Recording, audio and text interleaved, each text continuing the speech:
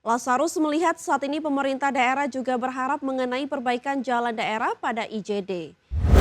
Haris berharap semangat optimistis yang dibawa Purbawa Yudi Sadewa dapat diterjemahkan menjadi kebijakan yang konkret.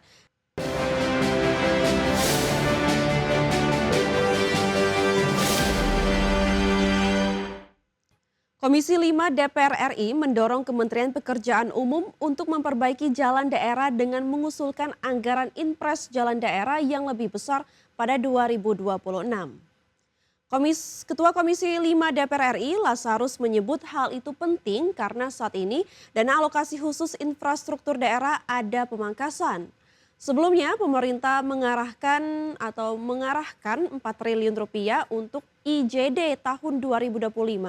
Dengan adanya pemangkasan dan infrastruktur daerah tersebut, Lazarus melihat saat ini pemerintah daerah juga berharap mengenai perbaikan jalan daerah pada IJD.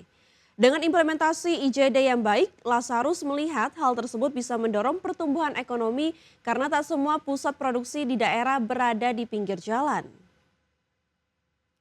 Pusat-pusat produksi itu ada di daerah, Pak. Ada di dalam-dalam. Contoh kita di kelapa sawit ya, Pak Dirjen ya. Kalau Pak Dirjen Bina Marga tahu. Sekarang kalau dulu kekuatan kita di karet, Pak.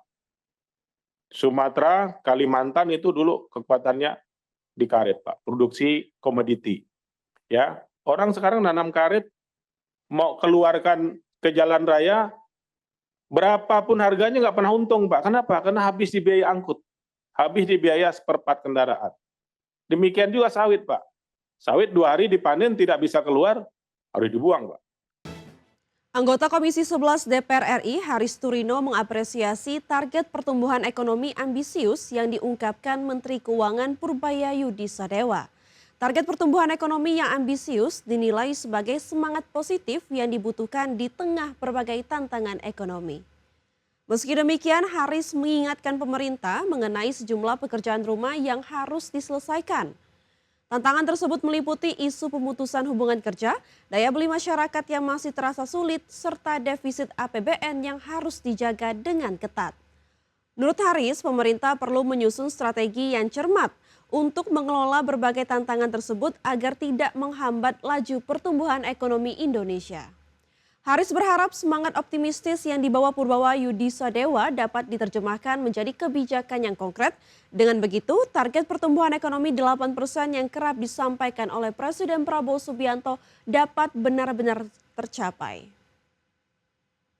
Kemiskinan juga walaupun turun, masyarakat daya belinya masih susah, defisit APBN 2,48% itu harus dijaga ketat. Utang jatuh tempo tahun ini cukup tinggi dan juga tekanan internasional juga belum terlalu positif. Tetapi semangat yang Bapak munculkan 6-7%, ini adalah semangat yang menurut saya bagus sekali. Harapannya adalah memang akhirnya angka 8% yang berkali-kali disampaikan oleh Presiden Prabowo. Menteri Keuangan Purbaya Yudi Sadewa optimistis kinerja ekonomi Indonesia tahun ini berpotensi mendekati target pemerintah di level 5,2%. Purbaya meyakini pada kuartal 4 2025 akan terjadi percepatan pertumbuhan ekonomi Indonesia. Menteri Keuangan Purbaya Yudi Sadewa menyampaikan optimismenya terhadap kinerja ekonomi Indonesia tahun ini. Pertumbuhan ekonomi 2025 berpotensi mendekati target pemerintah di level 5,2%. Menurut Purbaya, dengan posisi saat ini yang jelang memasuki kuartal terakhir, masih ada peluang akselerasi pertumbuhan pada sisa tahun berjalan. Purbaya meyakini pada kuartal 4 2025 akan terjadi percepatan pertumbuhan ekonomi Indonesia. Hal tersebut yang menjadi keyakinan pertumbuhan ekonomi bisa mendekati target pemerintah. Sekarang kan bulan September, Oktober, November, Desember kan tinggal 1 triwulan kan. Anda lihat aja begini, seandainya nggak mencapai pun, seandainya triwulan keempat nanti tumbuhnya lebih cepat, saya yakin akan lebih cepat. Itu tanda-tandanya bahwa ekonomi kita sudah melewati titik terendah dan ke depan akan bergerak lebih cepat lagi. Pertumbuhan ekonomi Indonesia pada kuartal 2 mencapai 5,12%. capaian pertumbuhan ekonomi pada kuartal 2 lebih tinggi dibandingkan pada kuartal pertama yang mencapai 4,87%. Dari Jakarta, Tim Liputan, ID Action.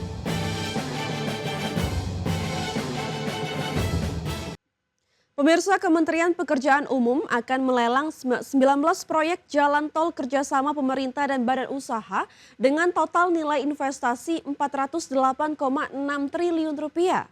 Dari 19 proyek yang akan dilelang, 7 ruas jalan tol diantaranya merupakan proyek yang diperkasai oleh pemerintah dan 5 ruas tol penugasan.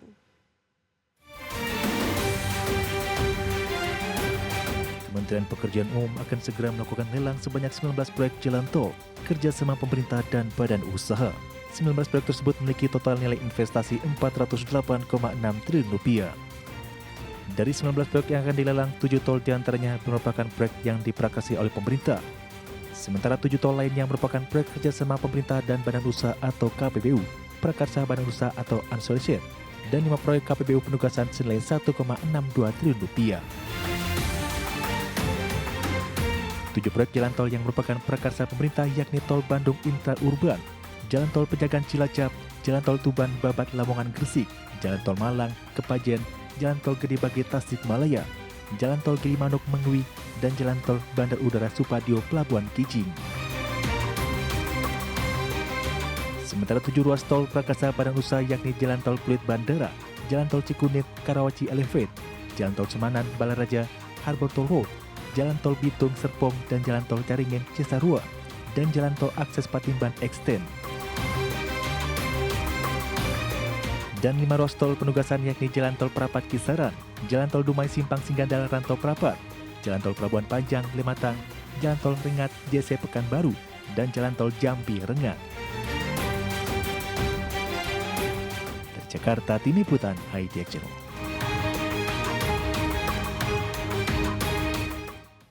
PT Bukit Asam Tbk tengah mempercepat proyek angkutan batu bara Tanjung Enim Kremasan. Perseroan menyiapkan belanja modal hingga 5 triliun rupiah dengan target operasi komersial pada kuartal 2 2026. Hingga Juni 2025, produksi dan angkutan batu bara PTBA terus mengalami kenaikan signifikan.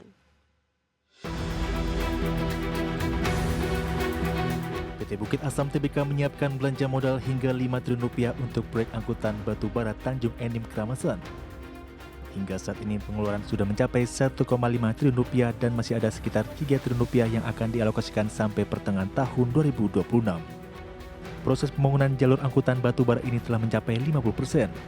Targetnya proyek ini akan mulai beroperasi komersial pada kuartal 2 tahun 2026. Pembangunan proyek ini melibatkan kerjasama PT Bukit Asam dengan PT Kereta Api Indonesia dan PT Kereta Api Logistik. Jalur tersebut akan mendukung distribusi batu bara langsung menuju Stokpil. Direktur Keuangan dan Manajemen Risiko PTBA Una Lindasari menegaskan strategi pendanaan perseroan dilakukan dengan skala prioritas. Investasi hanya dipertahankan untuk proyek yang bersifat penting dan mendesak.